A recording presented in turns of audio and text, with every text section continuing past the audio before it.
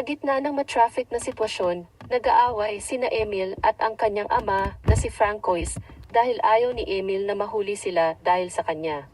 Sa huli, napagod na si Emil sa pagsasaway ng kanyang ama kaya lumabas ito ng sasakyan, sinundan naman siya ni Francois. Sa sandaling iyon, napansin ng dalawa ang isang ambulansya na yumuyugyug habang may naririnig na sumisigaw sa loob bago mabasag ang mga bintana. Aga niyang tinabig si Emil sa isang tagong lugar habang binubuksan ang mga pinto ng ambulansya at lumabas ang isang nilalang na kalahating ibon, kalahating tao, na sumakay sa ibabaw ng isang sasakyan.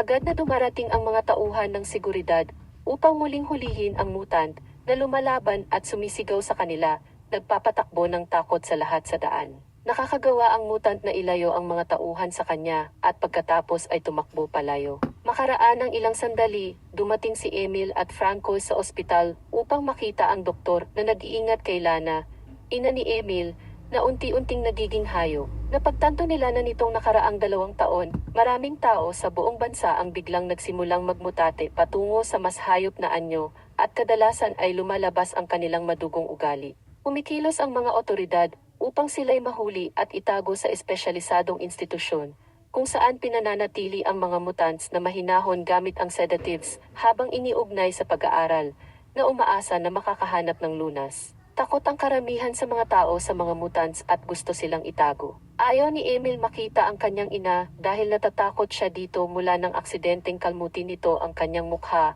ngunit pinanindigan ni Francois na pamilya pa rin siya.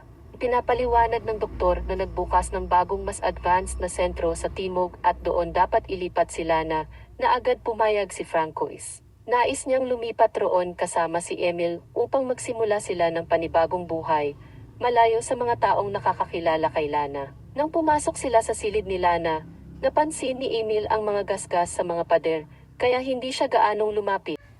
Si Francois ay umupo kasama siya at nagsasalita sa kanya na naniniwala na nakakatulong ito.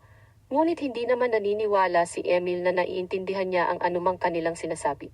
Mga ilang linggo pagkatapos, lumipat sila Emil, Francois at ang kanilang aso sa kanilang bagong tahanan sa gubat. Mabilis na nagsimula si Emil sa paaralan at nang ipakilala siya ng guro sa klase, maraming tanong si Nina. Nagpasya si Emil na magsinungaling at sinabing patay na ang kanyang ina bago ipaliwanag na ang kanyang pasa ay dulot ng kidlat. Makalipas ang gabi, may malakas na unos sa bayan. Nawalan ng kuryente at ginising si Emil ng ingay ng hangin at kidlat.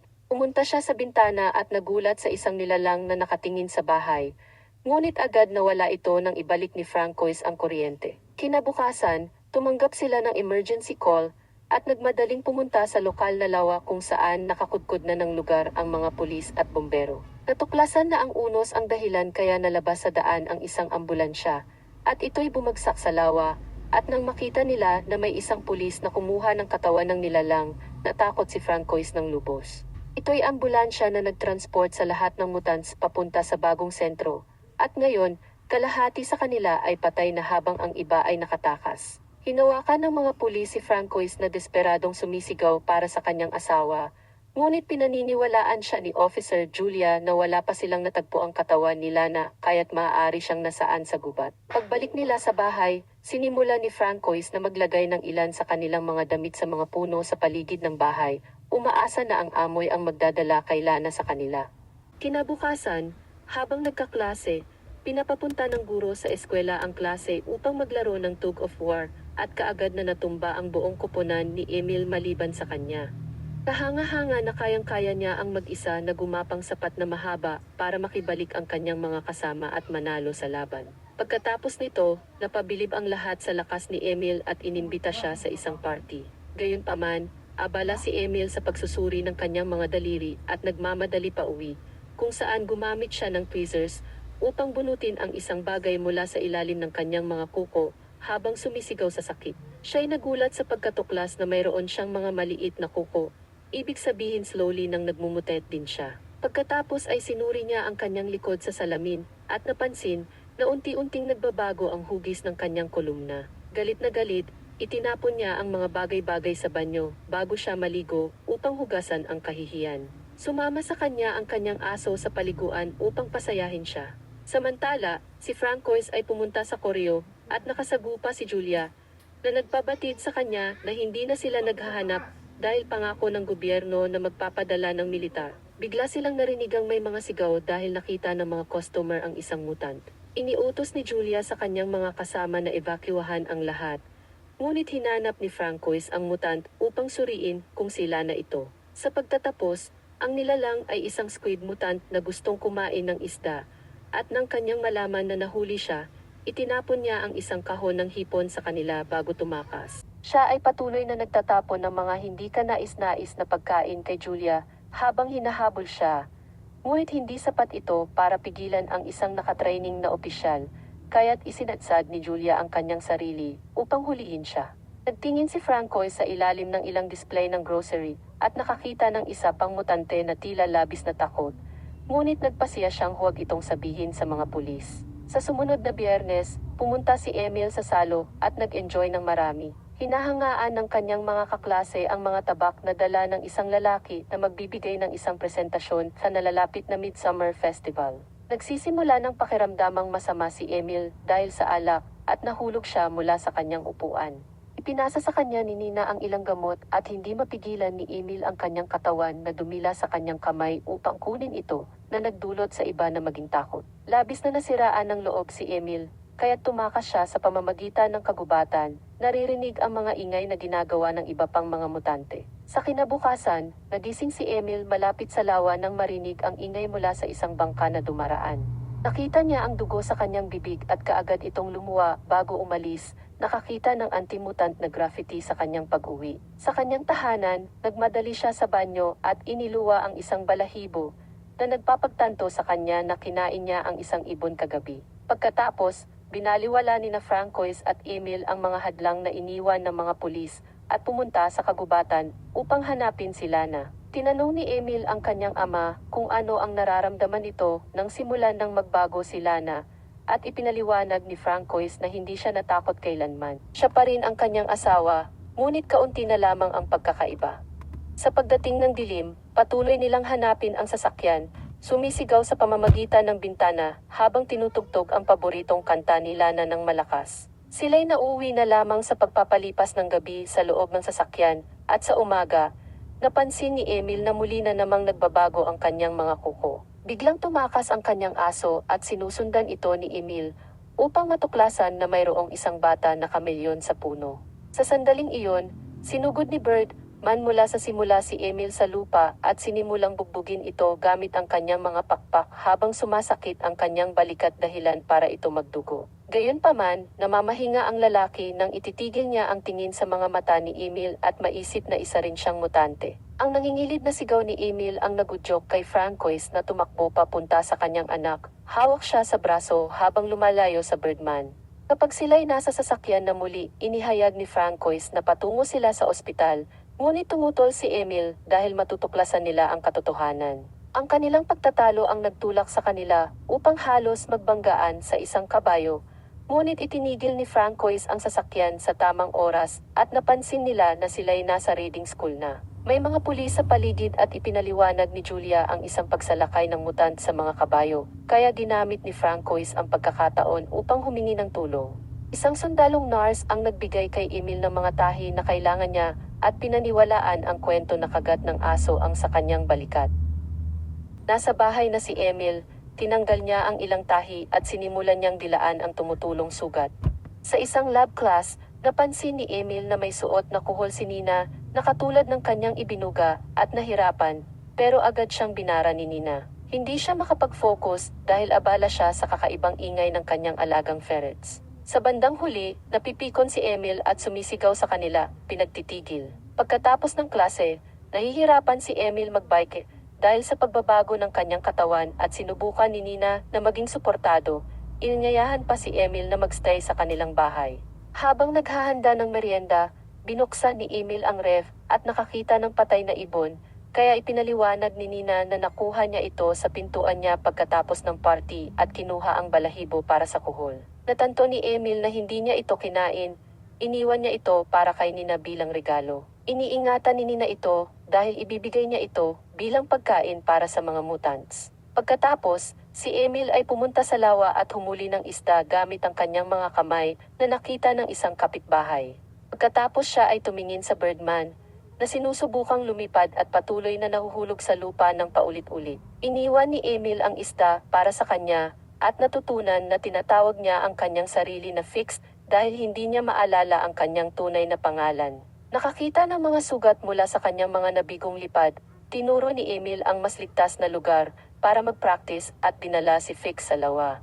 Matapos alisin ni Emil ang lahat ng mga sanga sa tubig upang maiwasan ang mas maraming pinsala, pumayag si Fix na mag-practice doon. Sa gabi, sinubukan ni Emil mag-bike pa uwi, ngunit siya ay patuloy na nahuhulog, kaya pinagpasyahan niyang iwan ito sa gubat at sabihin sa kanyang ama na ito ay ninakaw.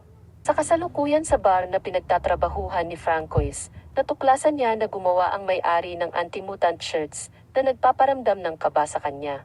Pagkatapos ay nilabas niya ang basura at narinig ang mga ingay sa likod bahay nang biglang siyang hawakan ng isang mutant na itinulak si Francois sa lupa. Napansin ni Francois na ang nilalang ay nakakandado, kaya sinusubukan niya itong patahanin ng mapayapa, pero biglang tumakas ang pangalawang mutant. Nang sandali ay itinulak ng isang katrabaho ang nilalang pabalik gamit ang isang dayo, na nagpapakita na kamag-anak pala niya ang mutant at ito'y itinatago niya sa trabaho. Sinubukan nila ni Francois na gabayan ulit ang nilalang sa pagtatago, ngunit nagkagulo ang mutant at nagmamadali patungo sa harap ng bar na nagdulot sa lahat na tumakbo sa takot. Sa pag-aakala na baka sila na ang isa pang nilalang, tumakbo si Francois sa gubat at natagpuan ang kanyang asawa na nasa anyong hayok sa kanyang buong anyo, na nag-ingay sa kanya bago lumisan. Sa huli, sa oras ng tanghalian sa paaralan, may naramdaman si Emil sa kanyang bibig at biglang lumuwa ang kanyang ngipin. Tinadiri ang iba kaya nagkunwari siyang baby tooth iyon.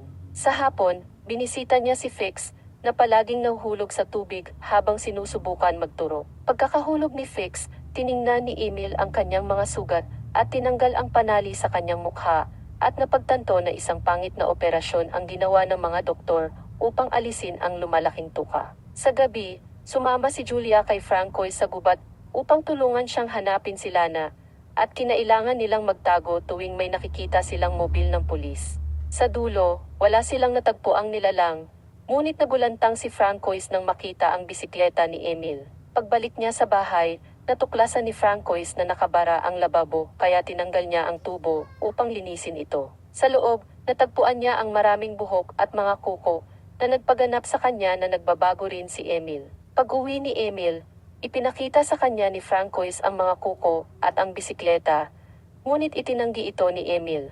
Nagsara si Francois ng bahay at tumanggi na papasukin si Emil hanggat hindi niya aminin, kaya sinubukan ni Emil ang tumakas. Tumakbo ang desperadong si Francois papunta sa kanya, at sinugod siya patungo sa lupa, mahigpit na niyakap si Emil habang ito ay nagkakaroon ng pagkabaliw.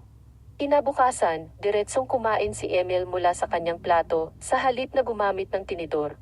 Ngunit nanatiling suportado si Francois. Nagbahagi rin siya ng ilang gamot ni Lana upang mapigilan ni Emil ang kanyang mga impulso habang siya ay nasa klase. Pagkatapos, sinuri ni Francois ang bunganga ni Emil at kinumpirma na ang mga pangil ay nasa likod muna, kaya hindi makikita ng iba. Binili niya sa kanyang anak na magputol ng kanyang kuko araw-araw at naglagay ng koton sa kanyang mga tenga bago takpan ito ng buhok, upang hindi mabulabog ang kanyang mas matalim na pandinig sa ingay. Sa huli, ipinakita ni Francois kay Emil kung paano gamitin ang cream para sa pag-aalis ng buhok sa kanyang katawan. Sa huling bahagi ng araw na iyon, nakipag-chat si Emil kay Nina sa telepono habang naglalakad sa labas ng bahay. Hiningi niya kay Nina na sumigaw at nang siya ay gumanap nito, siya ay natuwa sa pagkatuklas na maaari niyang marinig ito mula sa malayo. Kinabukasan, bumisita si Emil kay Fix at natuklasan niya na hindi na ito makapagsalita. Tanging maaari lamang niyang gawin ay ang mag-ingay ng tunog ng ibon. Matapos yakapin siya ni Emil, umakyat si Fix sa puno at tumalon, na nagpapakita na wakas ay nakakalipad na siya at labis na iyon niyang ikinatuwa. Pagkatapos nito, pumunta si Emil sa festival, kung saan nagtatrabaho ang kanyang ama. Galit na nakita siya ni Francois dahil dapat nagtatago si Emil, at nagkaroon ng alitan na agad namang umabot sa pisikal na agresyon.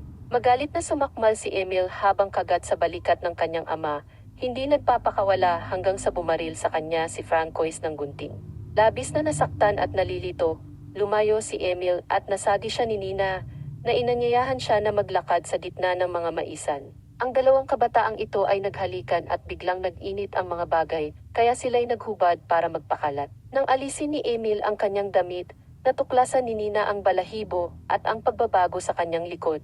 Ngunit sinabi niya na alam niya ito at patuloy pa rin sa kanilang ginagawa. Pagkatapos nito, bumalik sila sa festival at pumasok si Emil sa banyo, kung saan siya'y pinagsasaluhan ng isang kaklase na nakakita sa kanya at kay Nina sa bukid. Gumawa ang lalaki ng ingay gamit ang isang maliit na aparato na dapat lamang marinig ng mga hayop na agad na sumakit sa tenga ni Emil. Natakot, binanatan ni Emil ang batang lalaki, iniwan ang mga bakas ng kuko sa kanyang mukha.